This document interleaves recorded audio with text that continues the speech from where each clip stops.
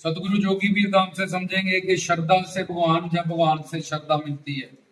हम कहते हैं जी श्रद्धा से जाओ बाबा बालकनाथ जी के पास, गुरु के पास, पीर बाबा जी के पास, माता रानी के पास, जहां भी हमारी आस्था विश्वास है, जहाँ हमारे प्रेम है मोहब्बत है, तो भाई तुम श्रद्धा से आओ, तब तुम्हारा काम बनेगा। श्रद्धा का मतलब क्या आता है और श्रद्धा किस तरह से होती है?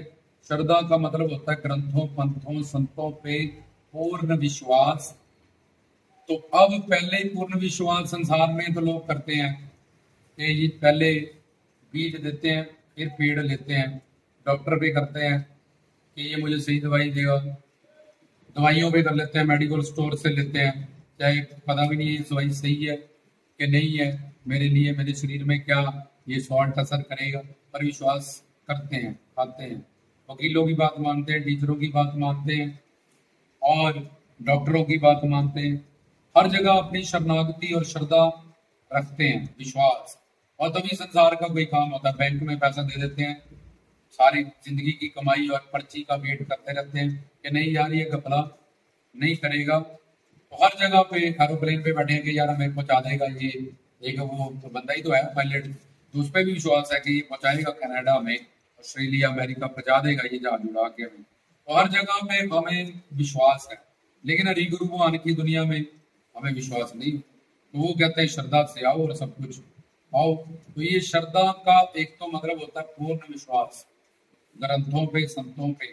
दूसरा, क्योंकि भगवान कहता है तू संसार में जो भी तूने कुछ पाया विश्वास से पाया, नहीं तो तेरा कोई काम संसार में हो ही नहीं सकता। बैंक में बोला पर्ची दो पहले, वो बोलेगा पैसे दे, तो बोला पर्ची दे, पैसे दे, पर्ची दे, तो कोई काम ही नहीं होगा।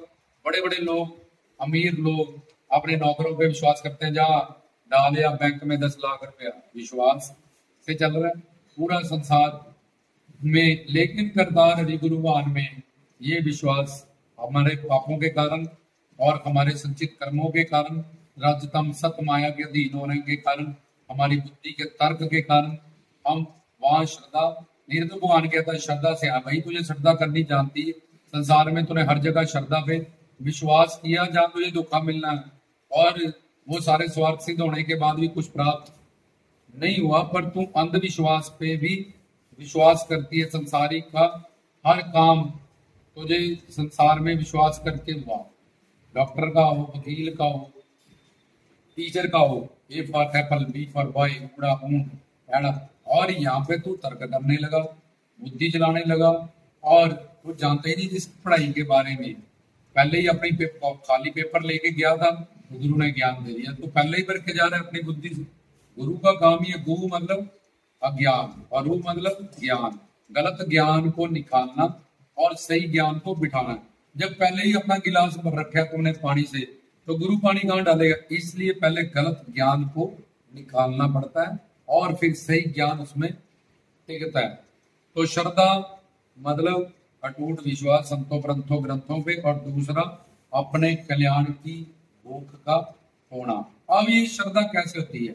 किसी के तो सात्विक संसार, पुण्य, दान, अच्छे कर्म अच्छे होते हैं, वो गुरु को पहचान जाता है, जान जाता है, समझ जाता है, तो वो बड़ी आसानी से मन बुद्धि का सत्संग होता है, उसके चरणों में उसका समर्पण, शरणागति हो जाती है, उनके प्रति उनका विश्वास और श्रद्धा बढ़ जाती है। पुराने संस्कार बहुत थे, पुण्य बहुत थे, भक्ति बहुत थी, अच्छे कर्म बहुत थे, पर अब ये नहीं है अगर, तो फिर संसार में कोई दुख होगा, कोई मर जाएगा, किसी से धोखा खाएगा, जिसपे बहुत ट्रस्ट था उससे धक्का लगेगा, कोई बिजनेस डूब जाएगा, कोई कैंसर जैसी लाइलाज बीमारी आ जाएगी, तो तब कोई हरि गुरु भगवान की दुनिया में वो जाएगा। तो तब उसको फिर वहां जाके जब सुनेगा, जब बैठेगा, संसार से चप्पल जूता, एक तो शब्द की उसके अच्छे संस्कार संतों के पास लेके गए, किसी मंदिर में, कीर्तन में, चौकी में, वहां संत थे, पूर्ण गुरु थे, वो प्रवचन करते थे, कीर्तन करते थे, तो अब उसका प्रारब्ध अच्छा था, उसकी श्रद्धा जब सुनेगा उनके प्रति बनती जाएगी, बढ़ती जाएगी। एक दिन श्रद्धा, निष्ठा, अटूट विश्वास में बदल जाएगी। पहले वो डामाडोल चलता है, फिर धीरे धीरे धीरे वो समझ लेता है, तब ज्ञान से सारी बातें। तो एक तो इस तरह से श्रद्धा पैदा होती है। दूसरा, फिर संसार जो संतों, ग्रंथों, पंथों की बात नहीं मानते, उस पर फिर चप्पल जूता, प्रेट माया उसकी करती है, उसको दुख देती है, आदि देवी आदि भौतिक आध्यात्मिक, इन तीन दुखों के अंदर जब बात पित्त कफ की बीमारियों के दुख देती है, उस दुखों को लेके उस दुखों की दवा फिर उसके काम आती है, फिर वो गुरुओं पीरों संतों पीरों से जुड़ता है और फिर उसकी यात्रा यहाँ पे शुरू। तो श्रद्धा से भगवान को मानो, ये भी सही है, क्योंकि जो संसार से चप्पल जूता खा के आया होगा उसको संसार का बड़ी अच्छी तरह से एक्सपीरियंस होगा, और वो जब आएगा हरि गुरु भगवान के पास तो पतित भाव लेके आएगा, दुख का मारा आएगा, टूटा हुआ आएगा। तो जैसे एक मंगता एक भिखारी मांगता है, जब दुख से कोई पीड़ित होकर मांगता है, जब जुड़ता है, उसका भाव अलग होता है।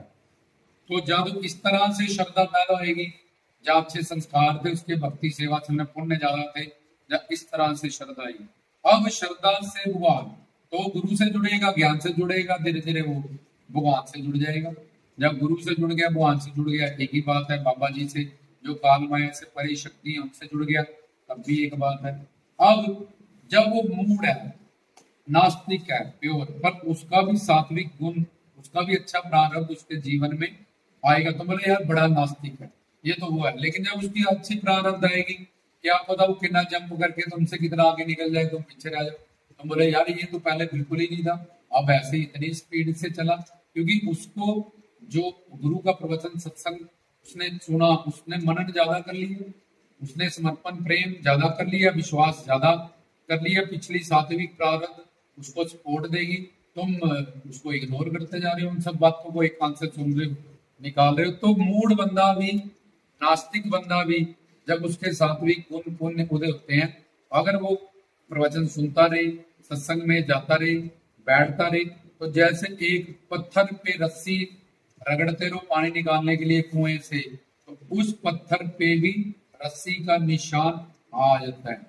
ऐसे ही अगर हम संतों के सन्निध शरणागत उनके इर्द गिर्द रहे और हमें उनका भजन कीर्तन दर्शन दीदार मिलता रहे, तो उससे भी उस मूड बंदे में भी, मूर्ख बंदे में भी, जहाँ बेचारा जो भटक चुका है, जब भोला वाला है, और जब पूरा एक तरह से वो नास्तिक है और हमें कह ही नहीं सकते कि वो तामस गुणों का आहार भी करता है, और उसका जब सात्विक गुण में उसने ऐसा एक अच्छा कर्म किया हुआ है, बहुत बड़ा, तुमने 1000 पुण्य की इधर, उसका ने एक पुण्य ऐसा किया है जो इतना बड़ा है उसके लिए, उसका वो कर्म आ गया। जैसे एकदम लॉटरी खुल जाती है किसी की करोड़ रुपए की, तो उसने पीछे दान किया होता है, सबकी क्यों नहीं खुल जाती, कितने लोग डालते हैं, पर जिसने इतना दान पीछे कर रखा होता है धर्म के लिए, उसकी, अब चाहे वो दलिदर है गरीब है, उसकी वो लॉटरी खुल जाती है। जहाँ कोई बच्चा था वो अनाथ था, उसको किसी करोड़पति अरबपति ने गोद ले लिया, उसकी भी लॉटरी खुल गई, वो करोड़पति अरबपति हो गया, तो क्योंकि उसके प्रारब्ध में उसको उसके अब उन्होंने करोड़ रुपया कितनी देर में कमाया, देखो लाख रुपया, और उसके आते ही वो मालिक हो गया, क्योंकि उसका एक पुण्य तुम्हारे खजाने पुण्यों से वो बड़ा था। तो ऐसे ही जब हम गुरु के कीर्तन प्रवचन सत्संग उनकी करीबी में रहते हैं, या किसी के घर में संत आते हो, तो चाहे अभी पहले कोई नहीं मानने वाला, जब बुरा भला कहने वाला है, उनको सुन के उनकी कृपा से एक दिन जैसे पत्थर पे रस्सी का निशान आ जाता है, तो उस नास्तिक में भी, उस भटके हुए में भी, उस पापात्मा में भी सात्विक गुण से, अच्छी प्रारब्ध से श्रद्धा पैदा हो जाती है। तो भगवान से श्रद्धा मिलती है, गुरु से, ये भी बात सही है। और श्रद्धा से भगवान मिलेंगे, गुरु के पास जाओ तब कृपा आएगी, ये भी बात जरूरी है, और ये भी बात सत्य है। दोनों बातें सत्य है, क्योंकि अगर मानव चोला मिल गया, गुरु मिल गया, उनकी करीबी मिल गई, प्रेम मिल गया, अपने कल्याण की भूख भी है, पर उनके चरणों में समर्पण नहीं है, अटूट विश्वास नहीं है, श्रद्धा निष्ठा नहीं है, तो ये सारे पीछे के वरदान तुम्हारे व्यर्थ हो जाएंगे। इसलिए इतने बड़े वरदान लेके भी कुछ लोग गवा देते हैं और फिर पछताते हैं। फिर ऐसा सबब और ऐसा संयोग किसी कर्म जन्म में बनेगा कि नहीं बनेगा, कब बनेगा, उसकी कोई गारंटी तो है नहीं। तो इसलिए श्रद्धा से भगवान कैसे मिलते हैं ये भी बताया गुरु, और गुरु से और संतों से फिर श्रद्धा कैसे पैदा होती है। फिर श्रद्धा, सतगुरु, सत्संग, अनर्थ निवृत्ति, निष्ठा, आसक्ति, भाव, प्रेम। तो प्रेम के वश में तो फिर ये चल पड़ी उसकी पौड़ी, और एक दिन वो अपनी साधना को इस जन्म में, अगले जन्म में, उसके अगले जन्म में, या ज्ञान प्राप्त करके इसी जन्म में पूरी कर लेगा। जय बाबा।